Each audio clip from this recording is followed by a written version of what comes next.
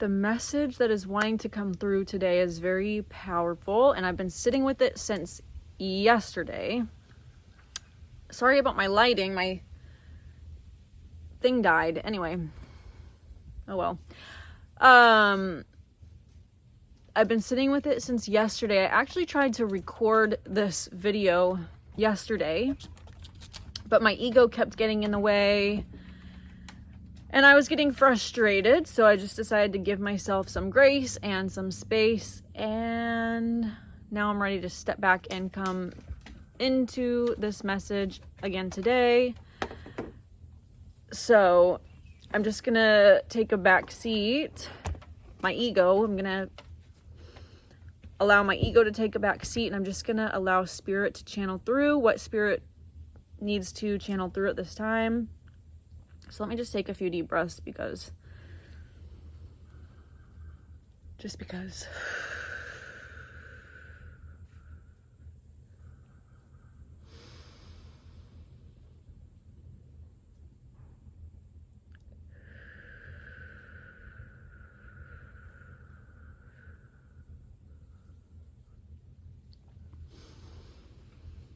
at this point in time in humanity, we have been seeing, and we will continue to see, large tower moments, macro and microcosmic levels of tower moments. We are going to start to see on an even larger scale the fall of anything that is not built on a foundation of sovereignty, that is not built upon a foundation of truth to who you are, authenticity. So at this time, we are being asked to release our egoic grip on our beliefs. It is going to be time to release everything we thought we believed and step into this new era, this new age, completely blank and free of any preconceived notions about our reality. And the clearer your slate, the clearer your belief systems, the easier this transition is going to be for you. We are seeing the rise in the divine feminine, in the dark cosmic feminine energy, which is bringing forward chaos and renewal and disruption. This is a positive thing. And the looser your grip on the constructs and paradigms of this egoic world, the easier your transition into the new earth is going to be. We're going to see a lot of downfalls in our reality, micro and macro, within your own personal life and on a large scale. And the more of an attachment you hold onto these things, the more painful this is going to be for you as we step into this new era, into this new age. A lot of us have woken up in 2020, and I believe this is what we were doing. And a lot of people woke up before 2020, but a lot of people woke up in 2020. I woke up in 2020, and I spent the past 5 years breaking down and allowing my reality to crumble. Any interpersonal belief systems, any external belief systems about the world around me all crumbled. And I believe this is going to begin happening in 2025 for a lot of people. I believe that has already begun in 2024. And it's going to be time for the people who have been awake, who have already gone through many, many tower moments and ego deaths in their own life, who are now understanding of what is going on around us. It's going to be our role now to step up and to help lead the way into the new earth, trying to lessen the blow, lessen the amount of chaos that will ensue, and sort of usher people into this new age from a compassionate and loving space.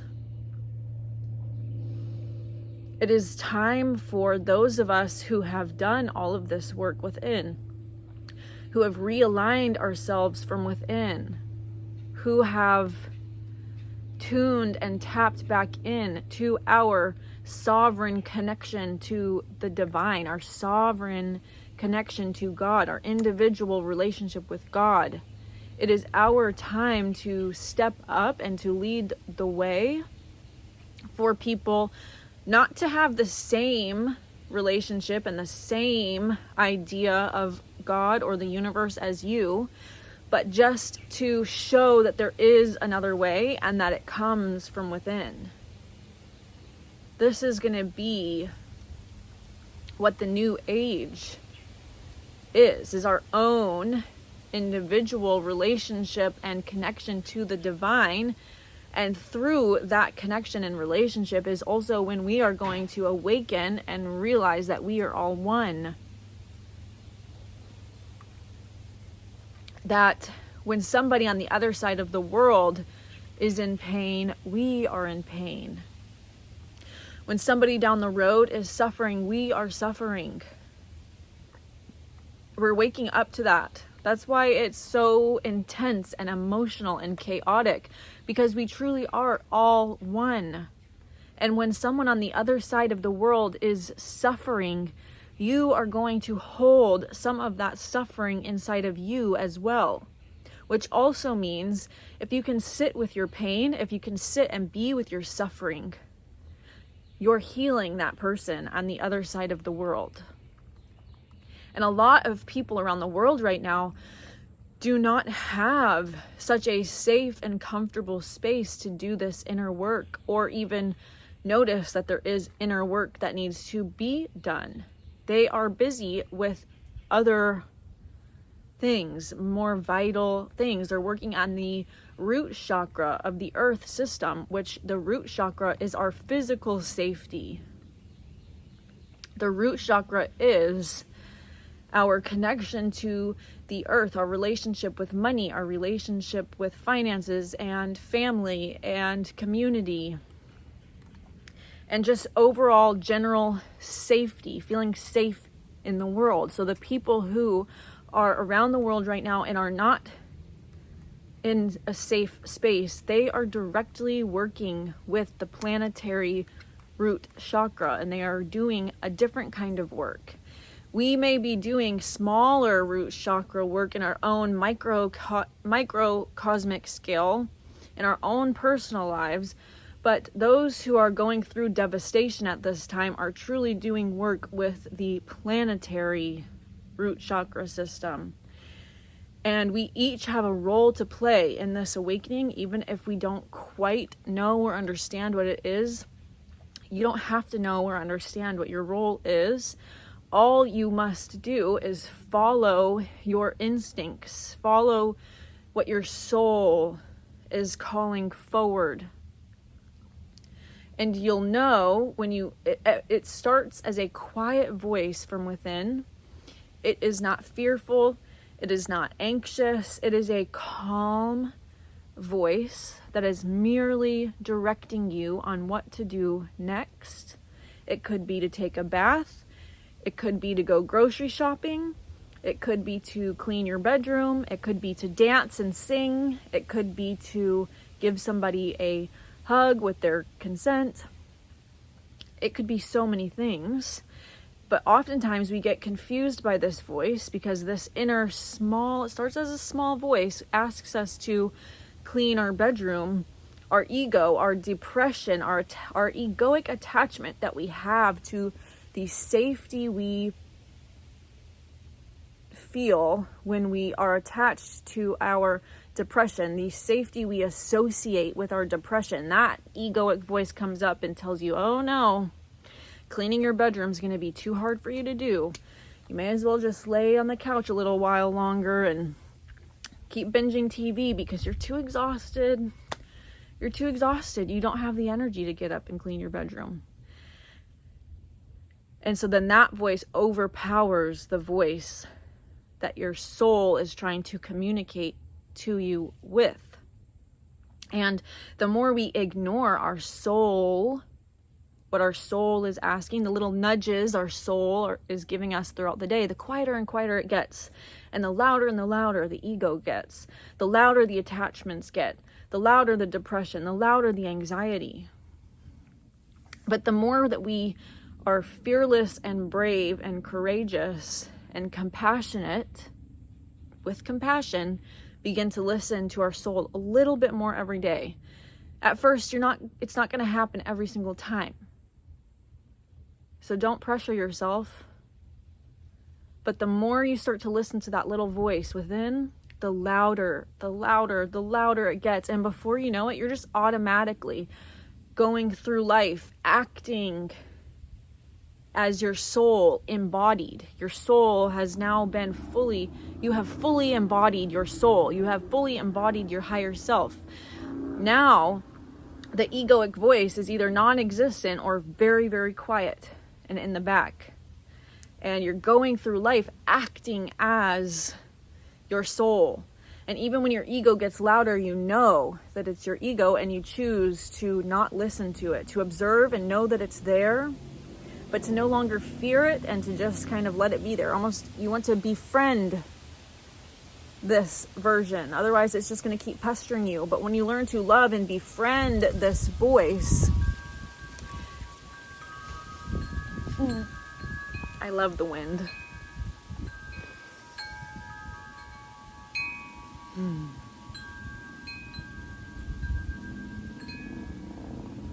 And a motorcycle, Archangel Michael. The more you learn to befriend this voice, the quieter it will get because it will feel heard and seen. Your ego just wants to feel seen and heard, but you don't have to necessarily act upon it. Just because it's there, you are in control. Your soul, your Christ self, your God spark consciousness is in the driver's seat now. And the ego is in the passenger or even in the back seat. And you can still see it. You still hear it. You're acknowledging its presence. You're not being rude and ignoring it and locking it away. You're still seeing it. And now it's just something that exists with you, but no longer controls your path in life. No longer controls your day to day.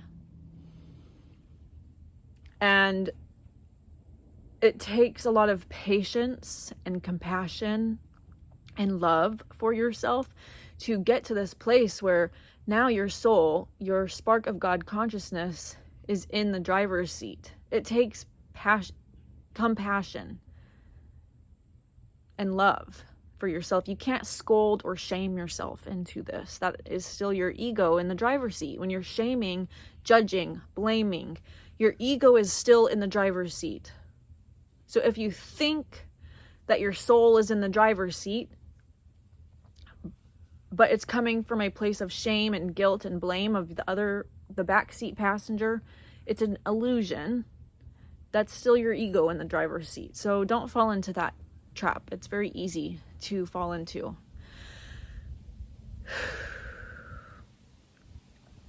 But yes, a lot is going to be collapsing for a lot of people coming up these next 2, 3, 5, 10, 15 years. We're going to see a lot of change. And it's going to be our role. If you're watching this video, if this is resonating with you, it is going to be our role to help usher in the new world by leading the way from a place of sovereignty individual sovereignty and unity as a whole. By showing grace and compassion and being the light. Showing that there is nothing to fear. Showing what happens when you walk through the darkness. Showing our light. And also helping people to understand our story. Helping people to understand our darkness. So that it will become more normal for there to be darkness. The light and the dark coexist together in this dimension. And the more normal, what's the word? Normalified? That's not a word. Normalified is not a word. Whatever. The more we show our darkness and our light in contrast to each other, it will show that it is okay to have darkness. We all have that within us. We all have that, and we need to bring it up to the surface to be seen. This is what the awakening, the rise of the dark feminine, the divine feminine, is the void space, the mother's womb, the darkness in the mother's womb where creation is. And then the masculine is the light, it's the information, it's the knowledge. And it's been very imbalanced for a long time. And so this shifting that's taking place, while it seems chaotic, that's just because it's been like this, and now the scales are balancing. And so because the rise in the feminine energy, it's going to seem a little bit more chaotic. It's going to seem imbalanced. For just a moment, it's going to seem a little bit imbalanced, but that's not what's happening. The masculine is reverting back to do a little bit more inner work, while the feminine is rising and taking more leadership roles and bringing a dismantling to the imbalanced structures that have been created in the patriarchal society. And we don't want it to go like this and have now a matriarchal society. That'll just be an imbalance, but in a different way. We want the scales to balance out equally. But it's going to look like it's imbalanced for a little while this one's coming down and this one's rising up. But everything will even out.